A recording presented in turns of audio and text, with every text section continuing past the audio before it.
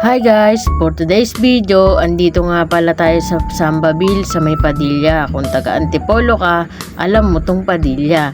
So ito yung kainan ng RK Spot. So bago siyang kainan dito guys, sinama lang tayo ng kapatid ko. Marami sila ditong menu. Yan, marami kang pagpipilian, ikaw na lang bahala. Kasama ko nga pala dito yung pamangkin ko, tapos ayan yung isa kong kapatid. At first time pala natin dito kumain guys. So ayan, mamili na kami ng mga kakainin namin. Tignan nyo na lang guys, punta na lang kayo dito kung mahilig kayo sa mga chicken. So marami siyang pagpipilian dito kung na masasarap daw na pagkain. So yun guys, order muna ako. Kasi kanina pa talaga ako gutom na gutom. Sakto nga yung aya sa akin ng kapatid ko. Pagising ko, nagugutom na ako. Tapos guys, so tingnan nyo yung mga ilaw na yan, napaka-aesthetic niya tingnan. So pag mga mahihilig din kayo mag-picture-picture, ayan, napakaganda.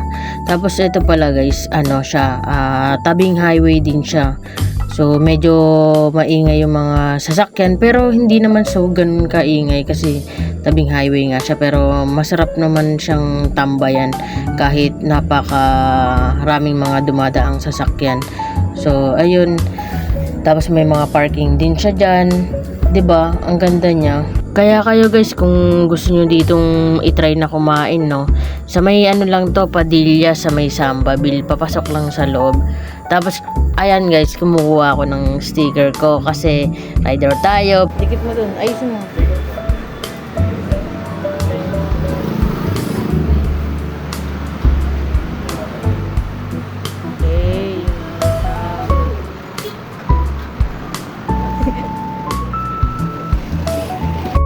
So, eto nga pala guys yung mga flavor na napili namin. Buffalo, salted, tapos chili. Ang sasarap tingnan. Kain na ako.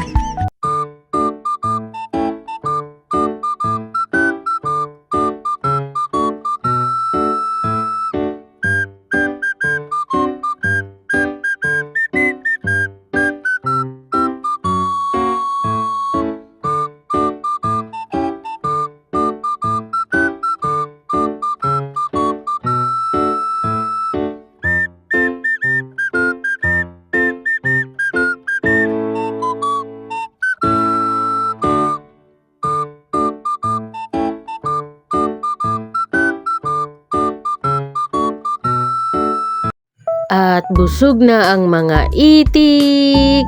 So ayun guys, pinapabayad ko na lang yung pamangkin ko dyan kasi kailangan na rin naming umuwi. Shoutout nga pala sa RK, masasarap yung mga chicken nyo, yung mga flavor. At sa kagustuhan namin makauwi agad, hindi naman kami nakauwi agad dahil dito inabutan na kami ng ulan.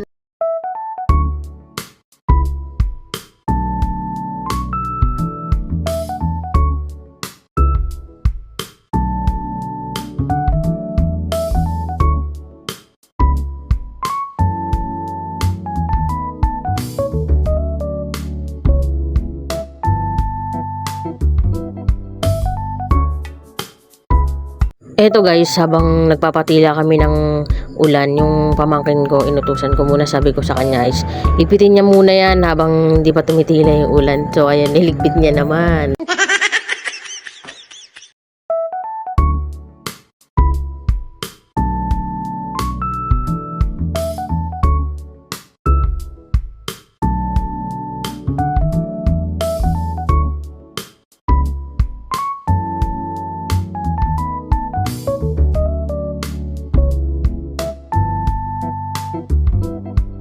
At ayun na guys, tumila na rin sa wakas yung ulan. Uuwi na kami kasi mga busog na kami. Tapos mamaya pag uwi namin, gutom na naman kami.